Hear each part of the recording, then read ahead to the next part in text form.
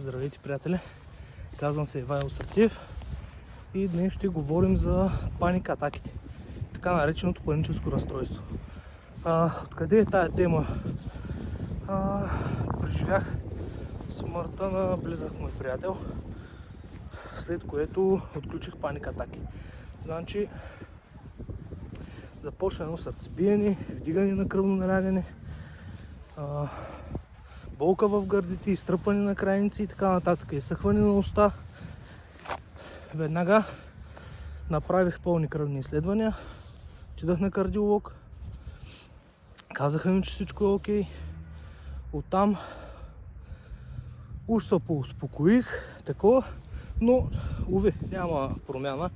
Паник атаките продължих, което е голям стрес за мен. Оттам вече отидах на психиатър. Не е срамно да ходите на психиатър. Значи по-добре отидете, отколкото да се държите нещата във вас и да не ходите. Защото психиатъра, той затова е там. Нали, да помага на хора такива като нас. Не си мислете, че е срамно. Не е срамно. И аз в първия момент си мислих, че ще отида там и ще видя някакви такива изкривени някакви. Нали? Но не. Хората са съвсем нормални, професионалисти и изписват лекарства за нашето състояние. Почна да пия антидепресанти и се чувствам доста по-добре. Но има и нещо, което ме кара да се чувствам още по-добре. То виждате, излизам всяка вечер, правя разходки след работа, защото работя на стол в офис и човек, когато е заседнал, не се чувства добре.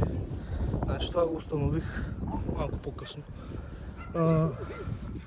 Също и спрях цигарите. Значи трябва да си давате стимул за нещата. Спирането на цигарите е голям плюс. Да, стресът се увеличава определено, защото цигарата е допамин, хормон на щастието. И когато пушиш, си щастлив. И аз много обичам да пуша. Но въздуха започва да не стига за такива преходи. Затова трябва да откажем цигарите. Като за начало. Второто нещо. Трябва да си намерите хоби. Да не мислите, че нещо ви има, така нататък. Мисълта, че нещо не има, предизвиква съдбата. Значи, това е. Друго гледам как сте днес. Значи, в Facebook групите виждам много често как сте днес. Аз съм много зле. Не, ти не си зле. Ти така си мислиш. Значи, надявам се да нямате някакви проблеми, но хората, които са с тревожно разстройство като мен, те си мислят, че им има нещо. А де-факто им няма нищо. И затова много е гадно.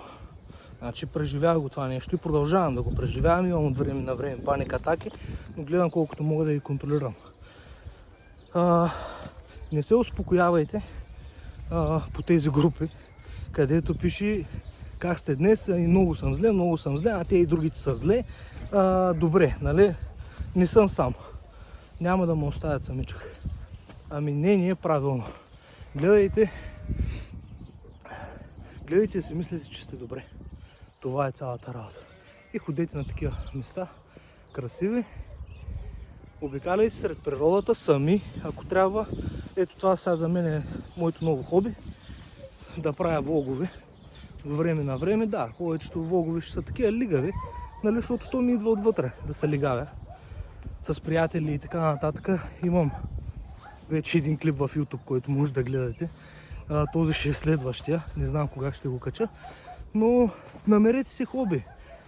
Хобито потиска абсолютно всичко. Забравяш за какво си такова. Това аз вървя в момента по нагорнищо, дори се стимулирам да сваля килограми, защото съм 110 кг. Искам да отслабна, нали, да си променя малко начина на живот. Да си изляза от зоната на комфорт. Да имам нови постижения. Да, не са големи, но така човек се успокоява и казва: аз съм жив. Спокоен съм и съм жив, нали, като виждаш някакъв резултат. Затова само напред, не се притеснявайте.